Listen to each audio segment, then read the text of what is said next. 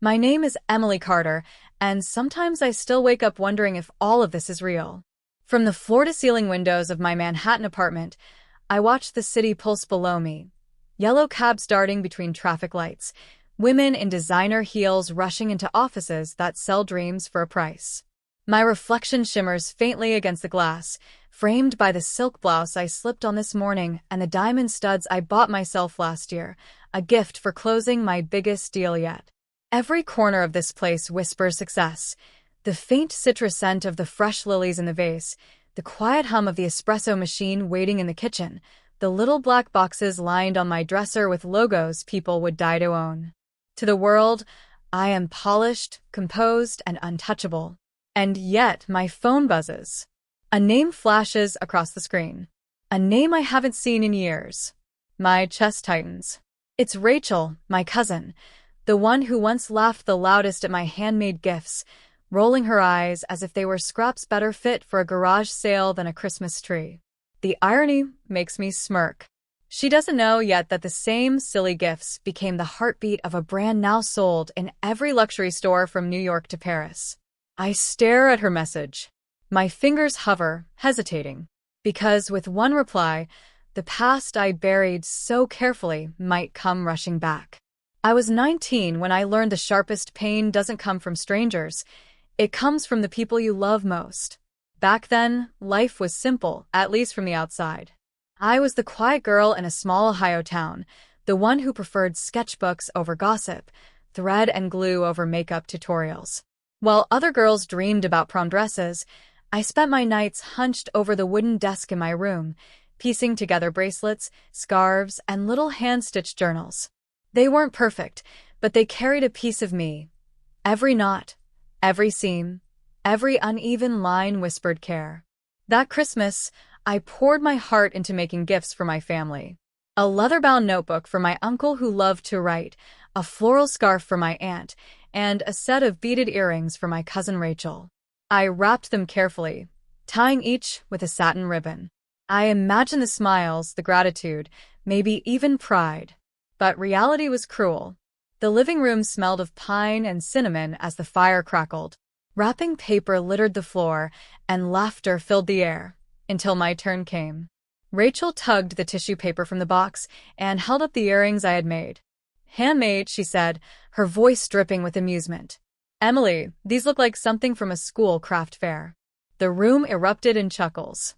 My uncle flipped through the notebook and shrugged, as if it were nothing. My aunt barely unfolded the scarf before tossing it aside. Heat crawled up my neck. My hands trembled in my lap. I forced a smile, but my throat burned with unshed tears. In that moment, I wasn't their daughter, niece, or cousin. I was a joke. Later that night, when everyone had gone to bed, I sat in the kitchen staring at the flickering Christmas lights. My grandmother, Evelyn, shuffled in quietly. She placed a hand on my shoulder, her skin thin and warm. "Don't let their laughter drown you, sweetheart," she whispered. "Your hands carry a gift. One day they'll see it. But until then, you must believe it yourself." I looked at her, clutching those words like a lifeline. That was the night I decided I'd never beg for their approval again. If my creations were only scraps to them, then I'd build a future out of scraps and prove them wrong. Leaving home wasn't easy, but neither was staying. A few months after that Christmas, I packed 2 suitcases, a sewing kit, and my grandmother's words, and boarded a Greyhound bus bound for New York City. The ride was long and uncomfortable, the air thick with coffee and diesel, but I stared out the window with a quiet fire in my chest. If I was going to be a joke, then I'd be a joke on my own terms. The first year was brutal. I lived in a tiny walk-up in Queens with a roommate I barely knew, working long shifts at a cafe. My fingers smelled constantly of espresso grounds and dish soap, but every night, after scraping tips together, I sat cross-legged on the floor, stitching and sketching by the glow of a second-hand lamp. I experimented with fabrics from discount bins, cutting old curtains into samples, teaching myself how to blend textures, how to make something ordinary look like treasure. Some nights, exhaustion won. I'd stare at the unfinished scraps and think, maybe they were right. Maybe this is childish. But then I'd remember Rachel's smirk, the sting of laughter, and my grandmother's hand on my shoulder. That mix of humiliation and love kept me going. My first break came from Margaret Stone, a boutique owner in Brooklyn. She found me at a flea market where I'd rented a booth with my last $50. While most people walked past my table without stopping, Margaret picked up a scarf, ran her fingers over the stitching, and looked at me with eyes that seemed to see beyond the fabric. "Did you make this yourself?" she asked. I nodded, nervous, bracing for criticism. Instead, she smiled. "You have something here. Rough, but honest. I'll take 5 pieces for my store. Let's see if my clients notice." I nearly cried right there, clutching the bills she handed me. It wasn't much, but it was validation. Real validation. The next months blurred into a rhythm of work and creation. Days at the cafe, nights designing, weekends delivering pieces to Margaret's boutique. Slowly, her clients began to ask for me by name. A scarf sold here, a handbag there. Word spread quietly, like embers catching fire. There were setbacks, too. Orders returned because of uneven stitching. Rent overdue. Nights where I ate instant noodles and whispered promises to myself that it would get better. But every time I wanted to quit, something small pulled me forward. A customer's handwritten note thanking me for a piece that felt personal. The first time someone messaged me on Instagram asking if I shipped internationally. The day Margaret told me, "Emily, you need your own label." And so, with trembling hands, I registered my brand, Carter & Company.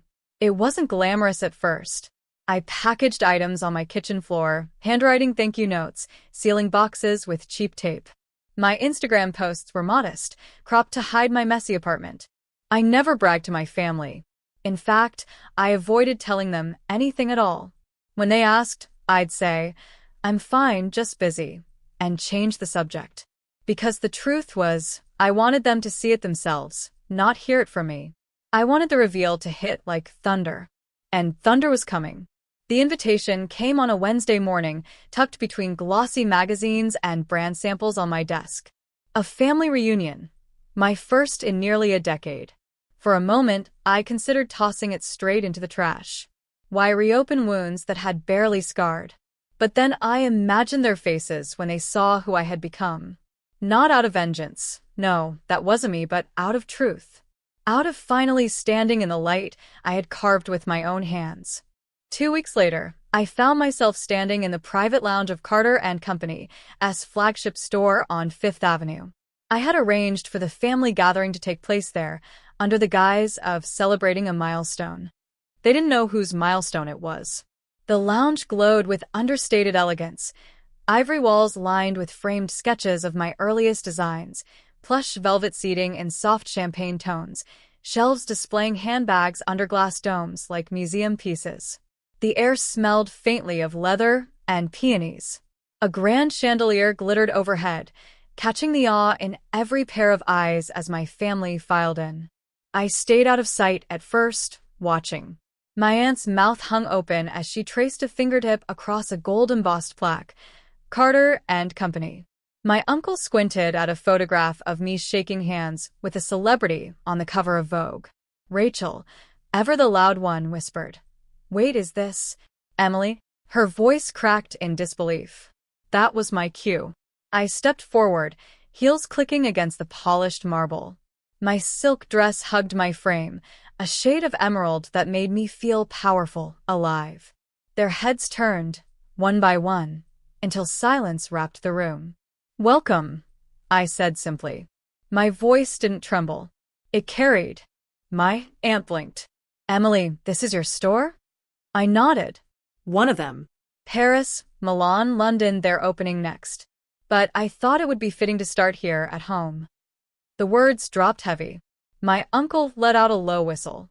Rachel's face flushed crimson, her mouth opening and closing like she had lost the ability to form words. "You mean to tell us," she finally managed, "that those little trinkets turned into this?" I smiled, not unkindly. "Yes." "The same handmade gifts you all laughed at built this empire. Every stitch, every seam, every night I stayed up wondering if I was crazy, it all led here." The silence was deafening. For once, No one had a sarcastic remark. No one laughed. They just stared at the proof, the glowing chandeliers, the elegantly dressed staff, the subtle glances of customers peering through the glass doors at me as if I were someone worth admiring. I gestured toward the shelves. These bags? Waitlisted for months. That scarf? A royal wore it last season. And the earrings Rachel mocked? They're in the window display of Bergdorf Goodman right now. My words weren't meant to wound, but I let them land where they may.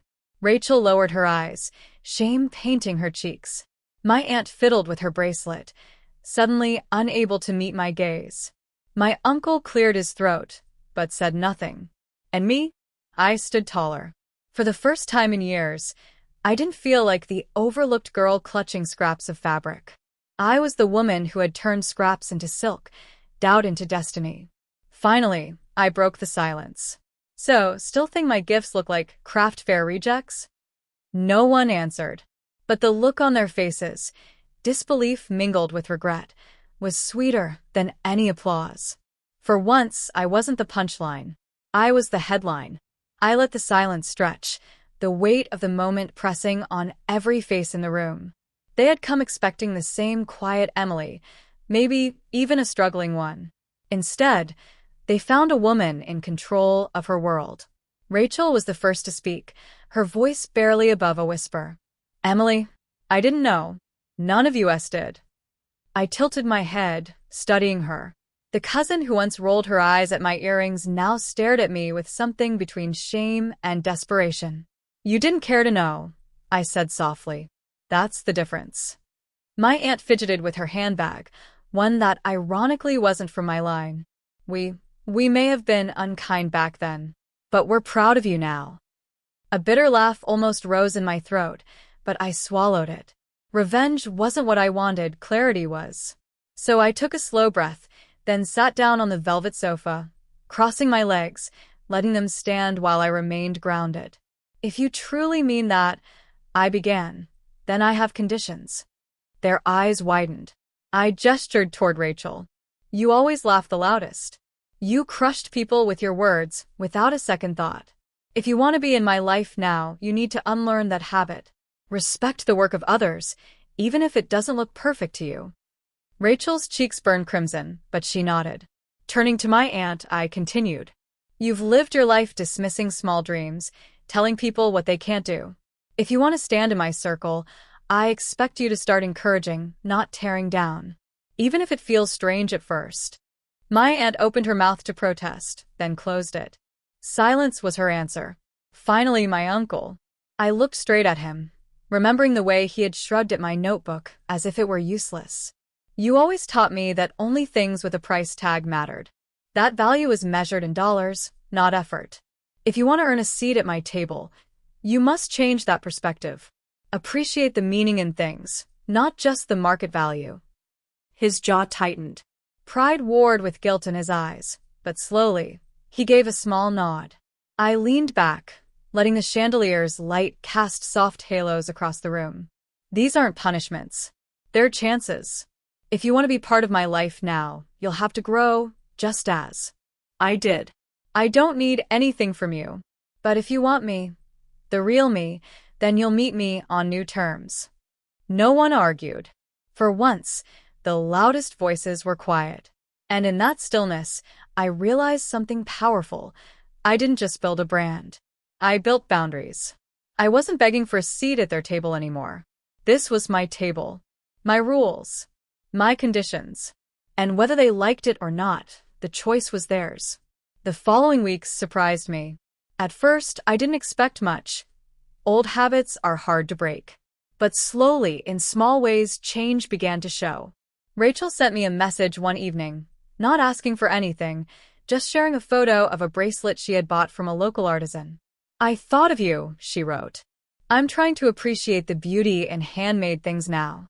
My aunt started volunteering at a community center, teaching young girls how to sew and design. She sent me pictures of their smiles, and though I never said it out loud, my heart softened a little. Even my uncle surprised me.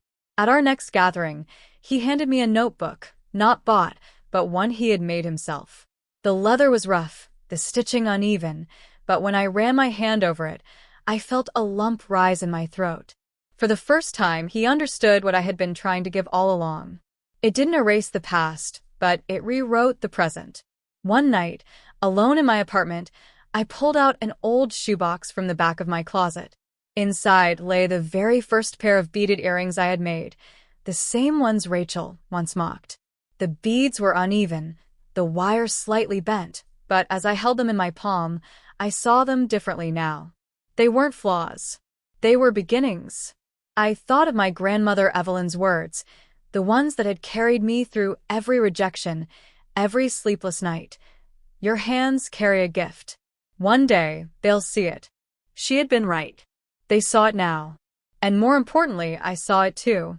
I slipped the earrings back into the box, whispering a silent thank you to the woman who believed in me before I knew how to believe in myself. Standing by the window, the city lights twinkling like scattered diamonds below, I let myself smile. Not the tight, nervous smile of a girl desperate for approval, but the quiet, knowing smile of a woman who had carved her own destiny. They laughed at my handmade gifts. I whispered to the glass, watching my reflection shimmer back at me. Then, with a breath that felt like victory, I finished the sentence out loud. But now, those gifts are sold in every luxury store in the world. And for the first time, it felt like the laughter had finally, completely stopped.